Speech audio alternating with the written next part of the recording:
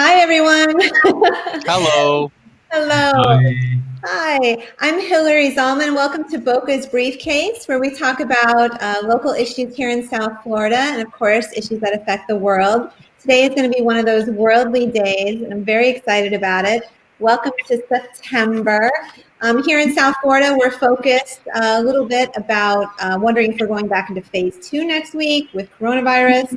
And I myself, I'm working as a litigation attorney, so my head is just in the computer working on landlord-tenant law, honestly, and real estate matters. So I don't know what's going on in the world.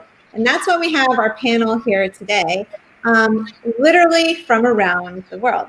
So let's go around to do introductions. This is such a great panel. Let's start with Alvin Monarrez. Hope I don't butcher your name. He's a Mexican architect from Tijuana, Mexico, who has been was raised in Southern California and has been living in Paris, France, ever since he was 7 years old, and is appearing with us today from Paris, France. So, welcome to the program. And thank you. And then we have Adil, who is appearing today from Canada. He works at one of the 5 major banks as a financial planner, and very active in everything from cycling, kickboxing, rock climbing, surfing, skating, snowboarding, and working out. So thank you for taking a break from exercise and banking today. Thank you for having me. You're welcome. And of course, my good friend Adam Berger from the UK, currently living in Manchester. He works in software sales for major commercial businesses, way too large and complicated for my own understanding, and loves going around the world and snorkeling with sea lions and sharks. Welcome to the show. Hillary, I just wanna correct. I've been in Paris since 7 years ago. Oh, you've been there. I'm sorry. Thank you. So welcome. I have really fun questions for you and, of course, serious questions. So we'll just jump right in. I think first of all, a lot of our viewers are here in South Florida. We have some from around the United States, but we want to know what's going around in each of your countries. So I just want to get an idea. If each of you can just go what's currently right now, like a daily life picture. You could talk about going to the grocery store. Are they open right now? Going to a restaurant? Just give me an idea of how your today, September 2nd, is affected. And Alvin, we can start with you. Right.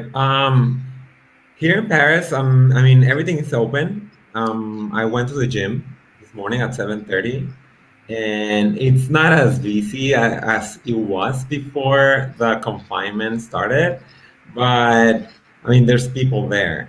There are a lot of measures that need to be taken while working out. One of them is you need to wear your mask almost all the time, but only you can take it off only when you are actually working out, you know. But if you're just walking from one point to another within the gym, you need to put it on. And what about restaurants? Restaurants are all open, and there are, I mean, probably 30% capacity in the interior, but the government left, it let all the restaurants have a terrace outside. So most of the parking spaces have been turned into terraces. They've been adapted. They have a boundary, like sometimes it's just like a fence or plants or something to separate, like the cars running from on the street and the tables, that are being served. And schools, because here, where I am specifically in my county, everything's remote. Most children, unless you're in private school, are not in school right now. So how is it in Paris? Okay, I live in a complex that has a lot of families, and the kids are going back to school. They started a few weeks ago, actually, and the way they started was like parents that could school people, like their kids at home would remain at home, and like parents that would need to work would just probably like go to school. Okay, that's very interesting. So I'm going to come back to you, Adil. Yes. Let's do the same thing with you. I mean, do you want to go over can you go in? Are you comfortable going to a grocery store, going to restaurants? Are schools open? What's going on in Canada and Toronto? Yeah, it's pretty much the same as Alvin. So it's everything's pretty much opened up here. Grocery stores are open, gyms are open, but everybody is taking precautions when it comes to social distancing and wearing masks as well. I would say very similar experience in going to the gym.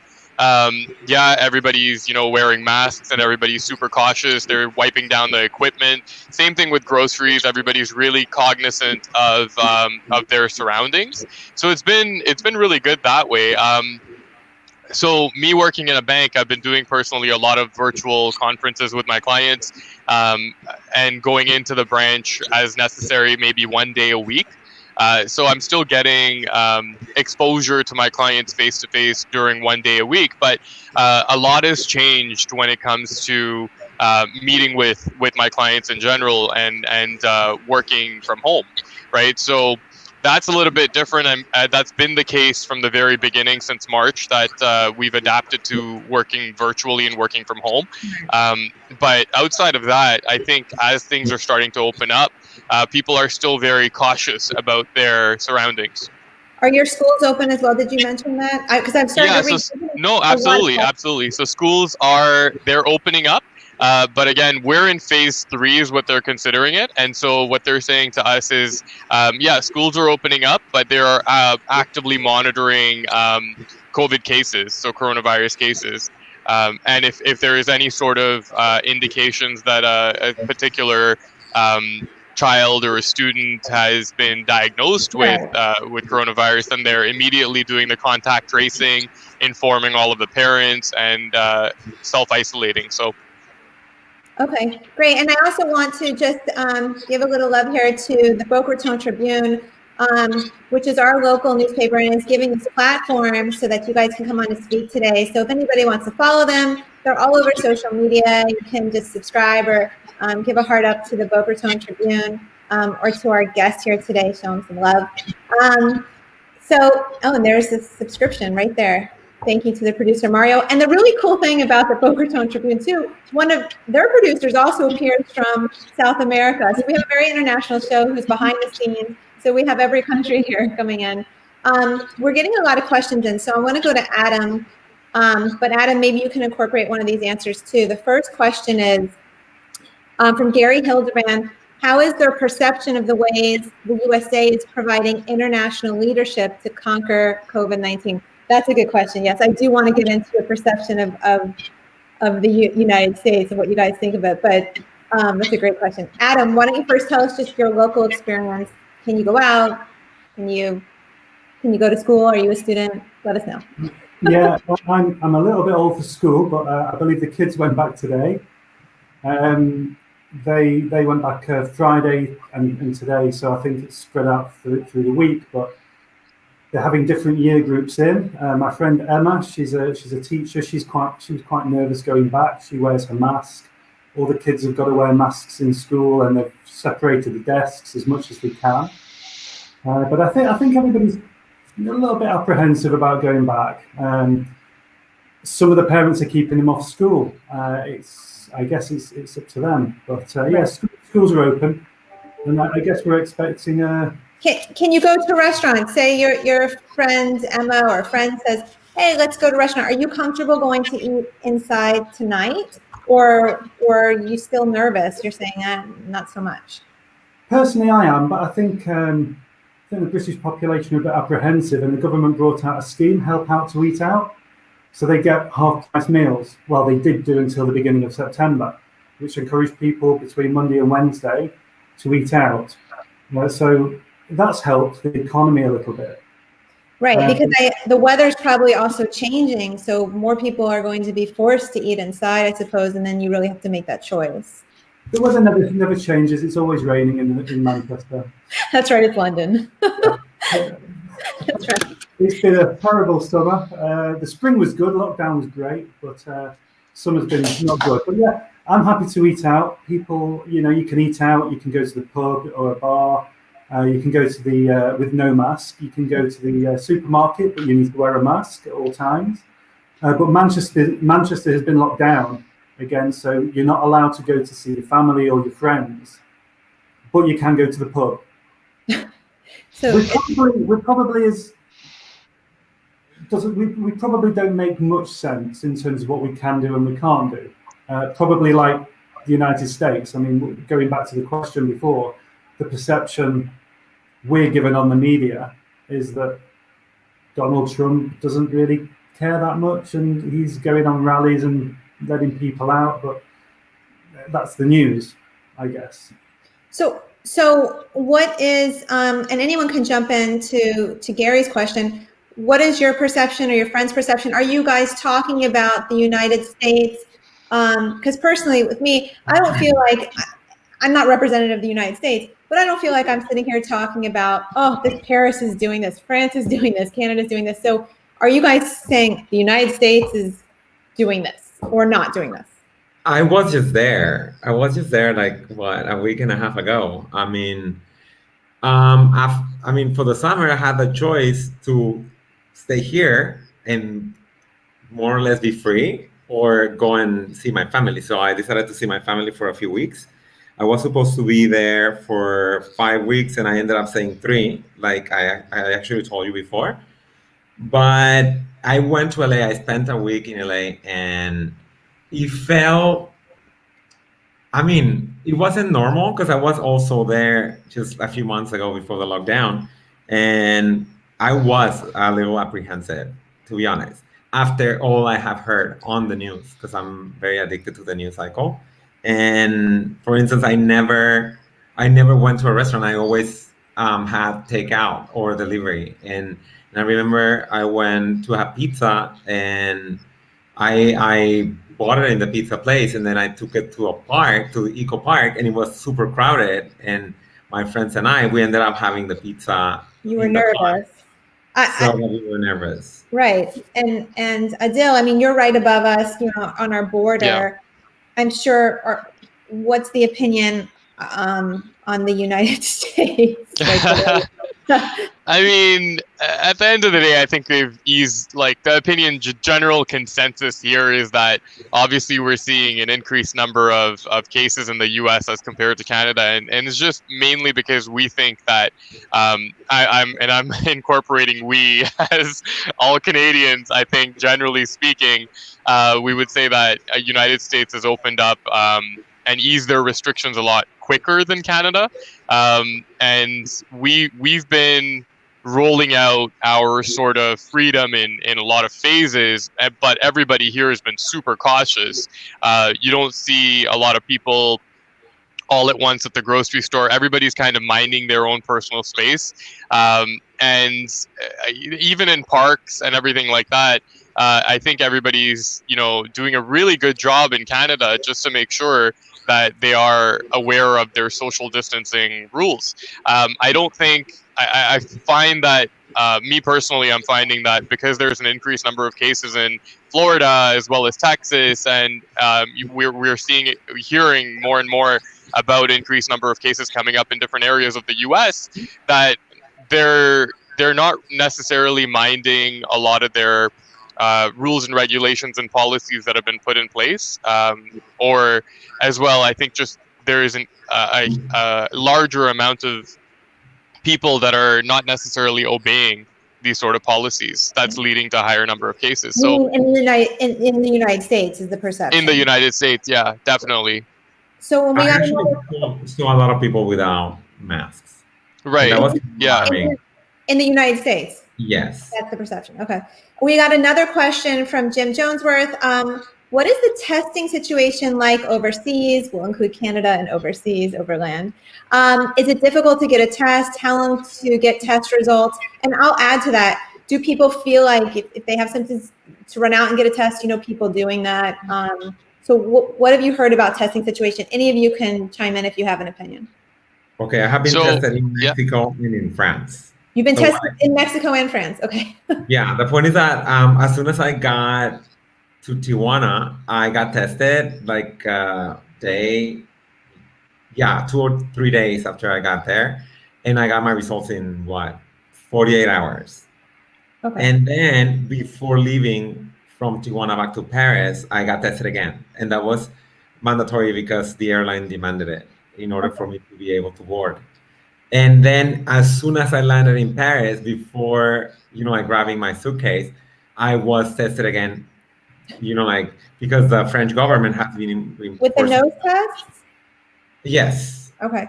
And then I got my results, 48 hours later. 48 hours. Because All we've negative. heard all kinds of different things in the United States. We've heard, throughout the process, it's changed. People can't get tests. People can't get tests.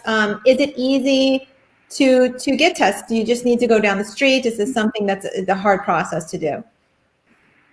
Adil, do you want to? Yes, absolutely. So for us, it's been very easy, actually. You can go to any hospital. You just have to call. There's a general health line. You just call this line and you book yourself a reserve an appointment.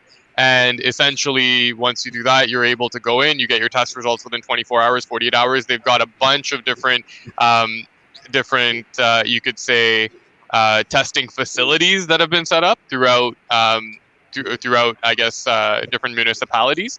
And so it's very easy. Everything is pretty much online. You can get your test results online within 48 hours. So they've done a really, really good job, I would say, in ensuring that everybody can have a test done and get their test results super quick. Has there been any contact tracing started there? Because we've heard early on that it's, so I think that's new here. I'm not sure how that's really in effect here, but I've heard a lot about that. So so with regards to our province, so I'm in the province of Ontario, and so they actually have a contact tracing app that they've launched. I haven't personally downloaded it yet, but this app essentially allows you to log where you've been, kind of your daily patterns. And if, let's say, for example, something was to happen with regards to coronavirus and you were to get symptoms of it or even be diagnosed with it, then you have that contact tracing information. So that's been, I think that's been definitely helpful for a lot of people. I know me personally, with regards to working at the bank, my bank has actually launched our own survey. So every time we actually go into the bank, we have to answer a survey prior to actually going into the branch.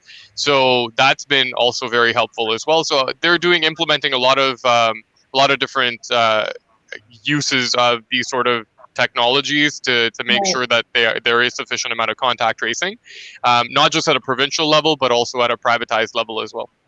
And we have another question from Lisa Feltrinelli. She's a real estate agent, and she wants to know how your real estate markets are doing. People buying, selling. It sounds like things are getting more back to normal around where you are. So I would assume that it's okay. Does anyone have any input on Lisa's question? I mean, in terms of like buying and selling property, I mean, it hasn't really changed here in Paris.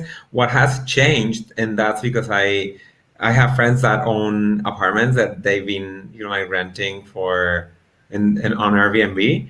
It's that since Airbnb is very inactive right now, they are looking, like to rent them in a longer term arrangement, and there have been, like rents have been going down. I mean, right, probably what, 40%, right, 30%. And we have, and this one came out, and not to interrupt you, I got another text here. Well, you can keep going. Did anyone else want to talk about real estate? Well, I mean, Sorry, I missed the question. My internet cut out. Oh, sorry. The question is, do you see any effect from COVID-19 on your real estate market and where you are? Absolutely gone, skyrocketed. House sales are crazy. You put your house on the market, it's gone within a couple of days. It's crazy for now. But I think that's due to divorce rate at the moment. I suspect that in 6-9 months' time, it'll go down. I mean, the interest rate in the UK is 0.1%. Oh my goodness. The base rate is 0.1%, so it's free money. And then if you're lucky to have a good mortgage, you'll pay 0.39%, 1%, 0.39%, 1.5%. It's crazy. And the government have launched an initiative now where we have stamp duty. So if you buy a house up to the value of 125,000, anyway, there's no stamp duty, which is tax. But above that is I can't remember. I think it's 1% tax up to a certain amount. But they've eradicated the tax up to £500,000. So that'll stimulate the market. So first-time buyers who are lucky enough to stay in a job and have good jobs, or anybody who want to move, they'll think, well, I can save £1,500, £3,000, £4,000 if I buy now. So it's stimulated. So at the moment, it's fantastic. But so I suspect people buying in Manchester. Does everyone hear that? Go buy real estate in England, real property. Yeah, let's go. Yeah. Yeah. You're all working around the world and internationally in business, and everyone here is working in business. For example, as an attorney, my hearings, almost all of them are still via Zoom. I'm not going into court. My depositions, my mediations are via Zoom. And I want to know how that is for you. And also, some businesses that are reopening, there's some conflict here. People are sometimes afraid to go in the office, so there's a lot of that conflict. But employers are like, no, you need to come back in. Employees are like, no, I want to work from home. So is that kind of conflict still going on there, where people want to work remotely, but things might be sort of open? I mean, my experience is before the lockdown, because I work with luxury brands, and there are a lot of luxury brands based in Paris. So I would see my clients, I don't know, kind of often. But now it's everything online. We all have like virtual meetings all the time. And even though some of the brands have gone back to work in the office, they're not accepting, like any meeting with anyone from anyone external. That's my experience. So everything is online, home office. So we got Paris remote. How about you, Adil? In banking? Yeah, it's been actually, I would say that my bank has been very good at adapting to technology from the get-go. So we've actually launched our own sort of secure and encrypted video conferencing solution. And so we've been doing that. Like I mentioned earlier, I've been doing video conferencing constantly with my clients. I'm managing around close to 40 million in assets right now. So I've got a pretty big client base. So keeping in touch with them and giving them market updates has all been through virtually from the very beginning. And more recently, I would say in the past month or so, I've been going into the branch 1 day a week just for the people that are a little bit more elderly, that are not necessarily technologically savvy. Those kind of clients I'm meeting with in branch. But again, being in branch, full face mask and essentially plexiglass through my office, which is better for sort of the social distancing and protection for both parties. But yeah, it's been an interesting environment, but I would say my bank has done a really good job overall from a technological adaptation standpoint. You should tell these people with 40 million in assets collectively that they could be investing in real estate in Manchester or South Florida. Well, I mean, the real estate market here has been actually quite hot itself. I would say in Canada, British Columbia and Ontario have the most expensive real estate. And so in Toronto and Vancouver, I guess in general, it's been the most expensive real estate. And it's just like Adam said, for us, it's skyrocketing as well, mainly because of the fact that there is not enough supply and a higher demand right now. Not a lot of people are listing their houses, but the ones that are listed, they're going like within a couple of days. And that's mainly being driven by lower mortgage rates. Mortgage rates over here are close to around 1.95, 2.1%, around that range for a 5-year fixed close. And I would say because the government of Canada has reduced the overnight lending rate down to about 0.25%, mortgage rates are coming down regularly. And they've even indicated, the U.S. Federal Reserve and the Bank of Canada has both indicated actually that they're going to be holding interest rates steady for the next 3 to 4 years. So that's also going to, continue to increase the value in the real estate market. So yeah, it's been skyrocketing here too. That's good. Would any of you consider moving to the United States with your perception of how things are? I'm planning on doing it next year. You'll go. You don't like the weather. I'd like to buy in Tijuana, please. Tijuana. So Tijuana. I'm actually planning on doing it next year. Because first of all, you get the food and the people of Mexico, and then you just cross the border and you've got you've got America, you've got San Diego, you've got best of both worlds. So TJ is the place to be. Tijuana. With a great border crossing. And I'm gonna ask some fun questions. And anyone that just joined in late, where this is Boca's Briefcase, the Boca Raton Tribune, and you can follow the Boca Raton Tribune on any social media, and they'd be happy to have you as a subscriber. So it's free. There was an interesting. This is more fun. There was an interesting program. I think it was this morning. With Kelly Ripa and Ryan Seacrest. They had a host of international guests. And they were talking about their thoughts in the United States, but it was odd things. They said, tell me if you agree with anything here. They said they don't understand why people in the United States eat sweets for breakfast. Is that true? Is that an odd thing? Is that? I grew up in I don't know. They said they don't have lemonade. The guests were from Europe. They don't have lemonade. That's not something that's common. Oh. No, they eat bread here for breakfast, like croissants and like You're in chocolate Paris. bread and like all carbs and sweets, with a coffee. So in Italy it's even sweeter. So in the end, no. I grew up, like eating pancakes and waffles and stuff.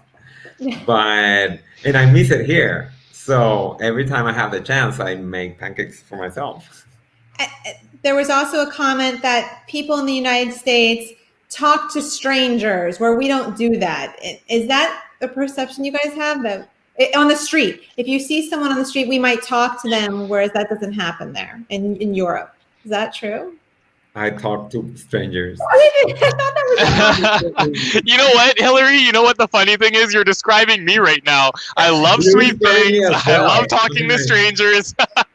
Yeah, I talk to anyone. I think this is all inaccurate. And the last one, I don't know if you're going to agree with this. Americans are noisy and loud. Okay. Here's the thing. I have been shocked in restaurants here. And they say I'm too loud. And I remember one time, actually, at Adil, I have one of my best friends. She's from Toronto, and we were in this Thai restaurant here in Paris, and it was just the two of us, okay? Yeah. And there was this old guy with like a very young, like woman, I would say, like an 18-year-old girl, and then we were just like talking, and we were there first. Yeah. And then at some point, we got our food, and then afterwards they got their food, and my friend and I kept, having a conversation, and then the guy turned and said, "Here in France, when we eat, we stay quiet." Oh my God! What? Okay. And then in the end, a group of 4 French guys got into the restaurant super loud. Yeah. And they were even louder than us. And we had no problem. And in the end, my friend was super politely to the guy and said, "I hope you enjoy your meal." Yeah, I'm not sure if Kelly Ripa's and Ryan Seacrest, which I didn't watch, this came from Randy Zalman. I'm not sure if their guests were accurate here. It doesn't sound like an accurate representation. I don't think they're that worldly. So I don't know. So usually I can't believe it's already 2:40, which and I don't know what time it is. So I want to go around. Usually at the end we share. I'd like you to share one piece of information for someone that's not in your country. What do you think that's unusual right now that you'd like to share? And also, can you tell us what time it is in your country? Because I think that would be interesting. It's different times everywhere. So. Adam, let's start with you. What do you want people to take away of what's going on in Manchester? Your thoughts, politically or socially, and what time is it? It's 7:41 in the evening. Okay. So it's nearly bedtime. I don't know really. I wish you would have told me about this question. I need to think about it. Come to Manchester. Nearly bedtime. 7:40. Nearly bedtime. How old are you? I'm older than you. I'm older than you. So, Richard, so people in their 40s go to sleep and at 7:40 in Manchester. Thank you. I'll be in bed at 9:30, 10 o'clock. I've got an important meeting tomorrow. I think it's related to COVID-19.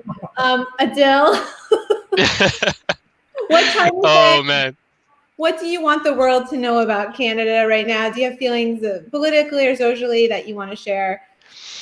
I think we're trying to remain in as high spirits as possible. All Canadians, they're very united. I would say Canadians are very united together in this sort of fight against coronavirus. We've done a really good job in securing vaccines in the early part of next year from Novavax, from Pfizer, from Moderna. So I know that the Canadian government has done a really good job in ensuring that it's protecting all of its citizens. So from a registering from a vaccination standpoint and overall providing support from an economy standpoint. So people that have lost their jobs, we have something called a Canada Emergency Response Benefit, which is great that they've launched that. That's been a huge support for a lot of people that have to let go, as well as they've got programs such as unemployment insurance and things like that. So the Canadian government has done a really good job overall in managing this sort of coronavirus situation. So I would say that kudos goes to Canada. Us as a people, we are definitely staying united, and again staying in high spirits. I know for myself, I'm a very avid person in going out, hiking, all that stuff, and I'm a fairly social person. So for me, this whole situation, the lockdown part of it, has been very difficult. What I've been doing, and similar to what a lot of people are doing, is trying to do a lot of solo missions, solo exercises. So things like cycling and like doing things on your own, and a lot of people are doing that. So it's been good. Yeah, you're very loyal. I want to see a Canadian flag there. Alvin, maybe Alvin, you might want to incorporate this in your answer. Mazar Martin said he had a great question. Basically, in the United States, he talked about how we have federal restrictions, and then we of course have our own state restrictions. How is it in France? Is France as a country deciding what's going on, or is each district making their decisions? And anyone else can jump in after Alvin if you'd like. Actually, okay, so here's 8:45 p.m. and the night is young. I mean, I'm going out after this. Oh, you're not nice. I'm not going to bed, Adam. Okay.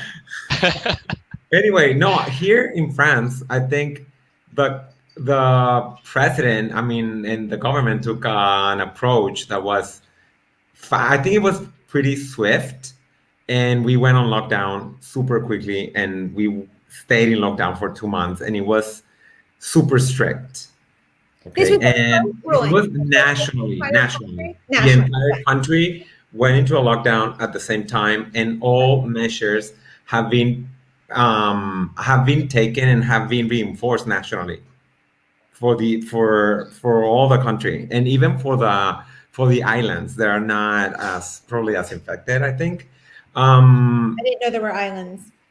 Yeah, there are regions that are, like Corsica in the Mediterranean, or Mauritius, and like different territories that France, governs over. And the point is that I think it was a very swift response on behalf of the country, of the government. But I think people is so tired of it that they started to get very relaxed. And that's why I think infections have been going up lately. And I can understand, because we were tired. I mean, after 2 months of not going out at all and only having the right to go out for an hour, printing a permit, and then having to take advantage of that hour to, you have to get in line to get into the supermarket, and you have to grab whatever you need and pay and come back. And so it was very strict. We're burnt out. Yes. I think it would be very interesting for watching this to hear from the guest today, if you want to go and do your own Google research and see the difference in the numbers in France, because there's different numbers everywhere, but do your own research, France, Canada, and Manchester, and then compare to see how the guest spoke today. Because it does seem like there's a lot of freedoms, but everyone's still sort of apprehensive. But what I'm taking away from this is you're even more apprehensive to be here in the United States. So I think that's a very interesting perception. So no, I thank you all for being here. Does anyone else want to say anything before they wrap it up? Because we've used I'll be back in November. We'll be back in November. Thank you for visiting us. If anyone wants to contact our guests, you can reach out to me at Alvin Law. I can put you in touch with any of our guests, of course, and they would be happy to speak to you more about their adventures in their own country. We've got Twitter there for, I think that's Alvin. So thank you all for being here today. Really, I appreciate your time. Adam, get some sleep. And I know it's very late. I'm not going to bed now. That's it. Adam. It's already almost 8 for you. Alvin, I'm coming over to Paris now. I'll be there in an hour. I'm coming on the same cruise with you. Get bed. Feel free. I hope you return again and we can have another discussion on a topic that's not COVID-19. That would be fun. Whenever yes, you need absolutely. it. Okay. Thank you. See you soon. Thank Bye-bye. you. Thanks. See Bye, you Alvin. Bye, Adil. Bye. Thank you. Take care, guys. Bye-bye. Bye-bye. We'll be back.